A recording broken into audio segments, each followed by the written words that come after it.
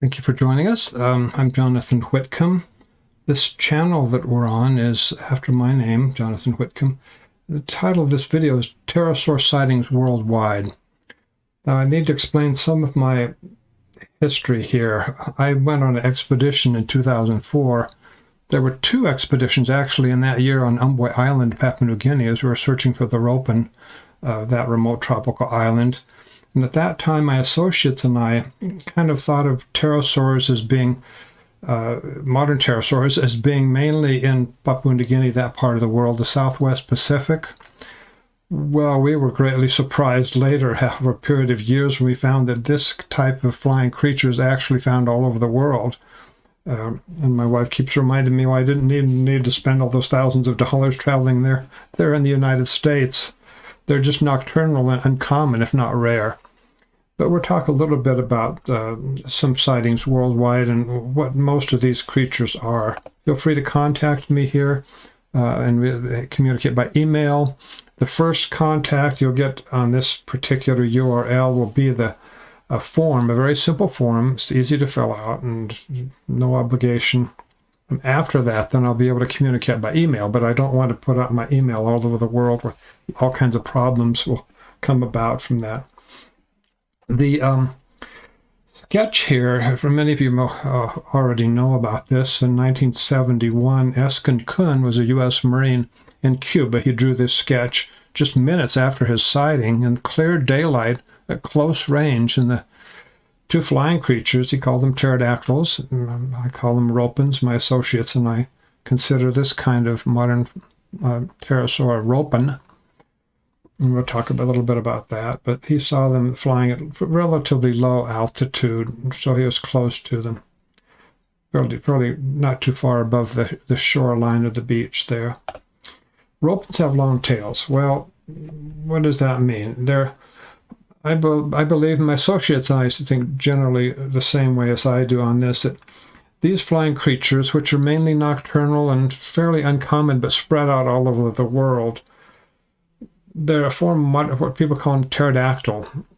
But if you consider them descended from some type of rhamphorhynchoid pterosaur, in other words, a long-tailed kind of pterosaur, scientists don't generally use the word pterodactyl for the general idea, but anyway. So this is a sketch here drawn by Patty Carson. She had her sighting about 1965, the same part of Cuba where Eskin Kun, the U.S. Marine, had his sighting. It's the same species, I have no doubt. Sketches, are individual. They're both talented artists, and they drew sketches of what they remember of the creature. This by Eskin Kun is the one seen here, of course, is by Eskin Kun. We want to see the one by Patty Carson, and I mentioned her name, but I didn't show her sketch. Sorry, this is not the sketch by Patty Carson. This is by Eskin Kun. This is the one by Patty Carson.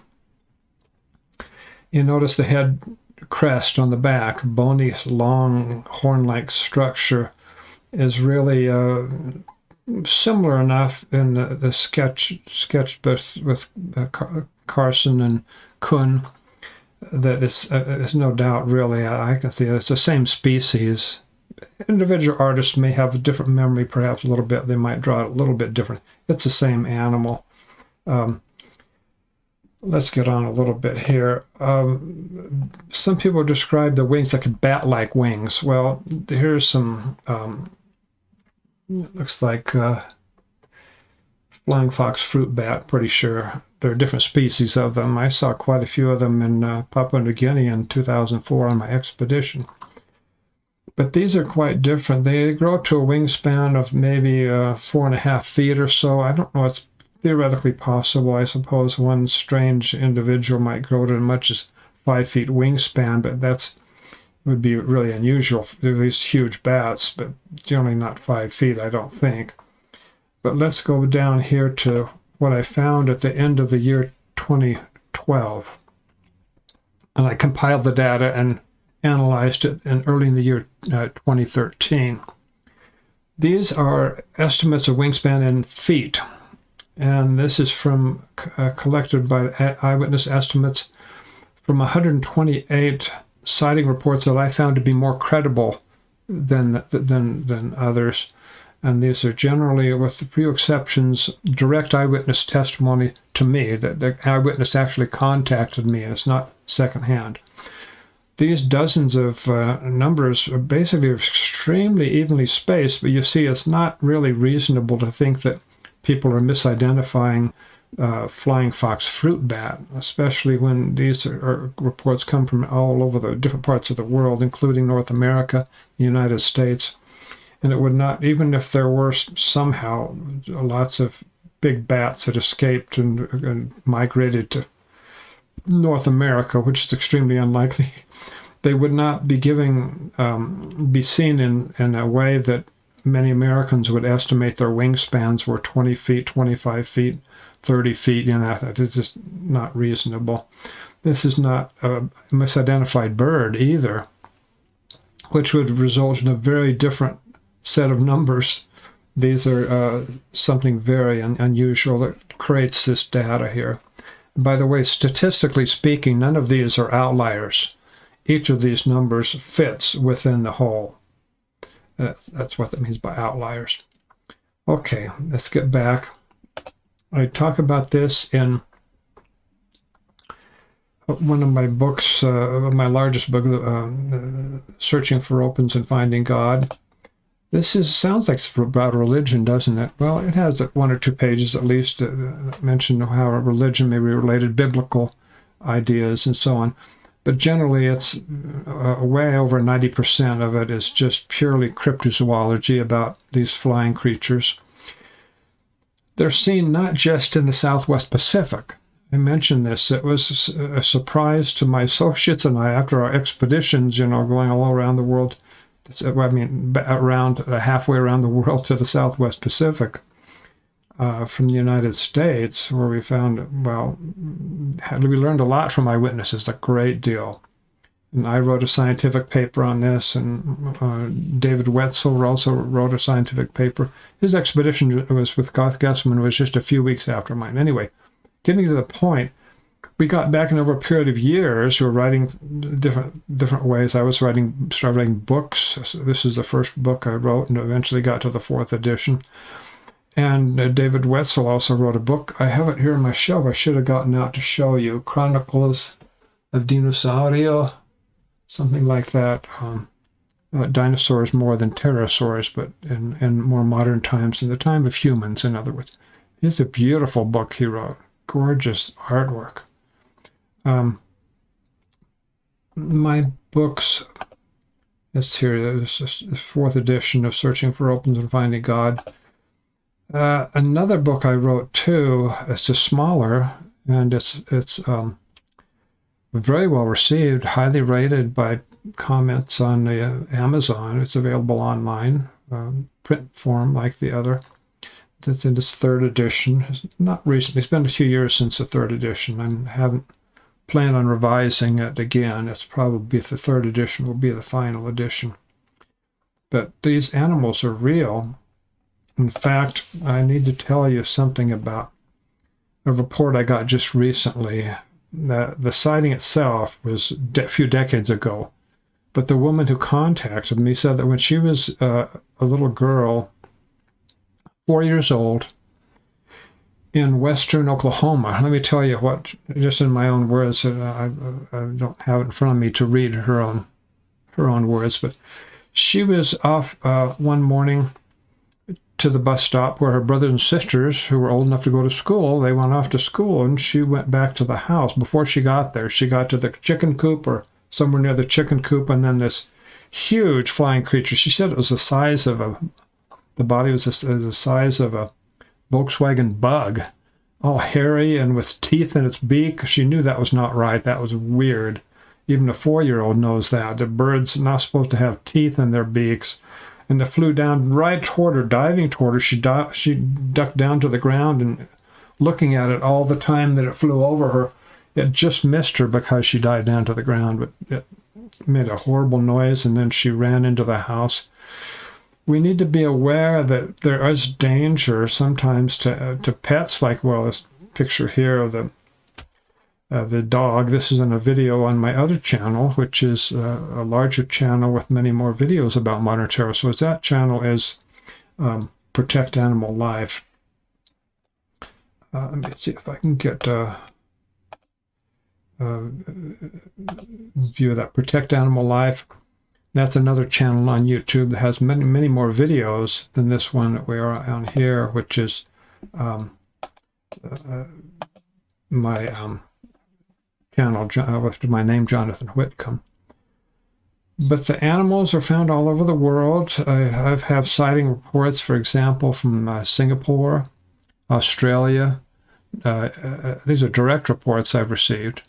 Philippines and Papua New Guinea, into Africa, a number of countries, Italy. I got direct reports from Spain. It was not a Spanish person. It was an English man that was there on a vacation for a music concert one night. Also, sighting report I received directly from Eyewitness in the Netherlands. And quite a few direct reports I've received from England in recent years. As a matter of fact, it's 2 sighting reports from Shropshire, England, central England. And they're 2 different families, had a sighting reports months apart from each other. But the general same part of England. I believe it's the same species, if not the same exact animal.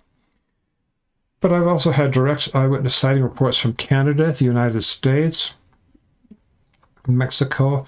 Not more indirect reports from Mexico, but also the 2, of course, direct reports from Cuba, and 2 sighting reports at night of what we believe were pterosaurs flying at night in the Caribbean.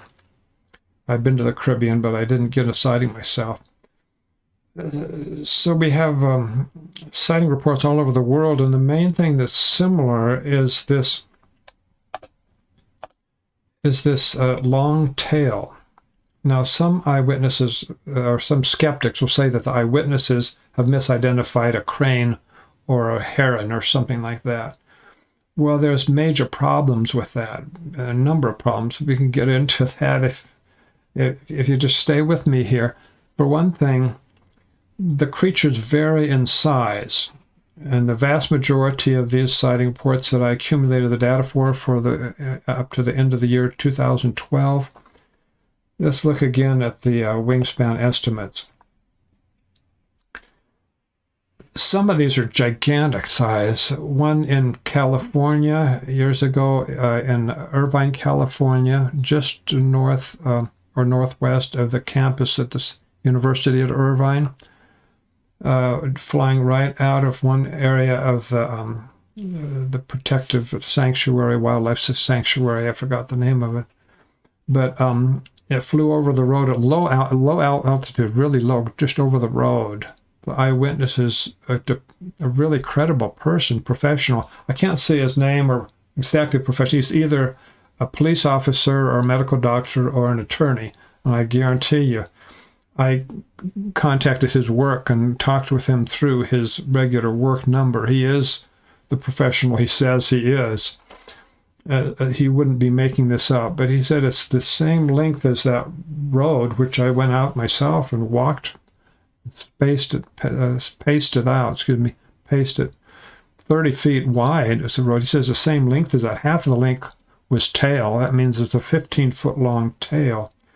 Getting back to this, and there's others who, eyewitness Dwayne Hodgkinson from 1944 in New Guinea, he said that tail was at least 10 or 15 feet long. The eyewitness interviewed personally face-to-face the native Gideon Koro in Papua New Guinea when I interviewed him on my expedition. He said he thought about it a while. It's the tail length. And he said 7 meters. 7 meters is 23 feet. That is not a misidentified crane. Get back to the ropen here. There's all the different sizes. The biggest ones have very long tails.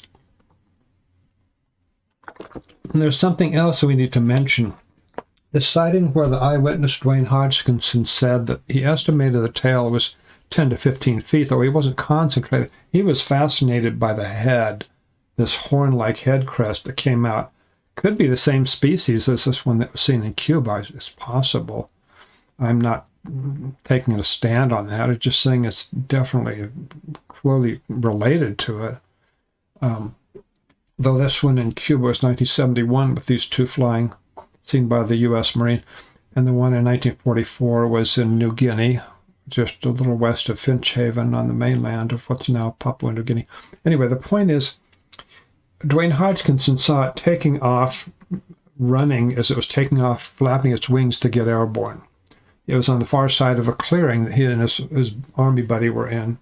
The Japanese had already left that part of New Guinea by the time this time when the Americans were there, so they didn't have to worry about getting ambushed by Japanese or anything like that, but they were shocked at getting ambushed almost by this huge flying creature. He said he saw the legs as it was running.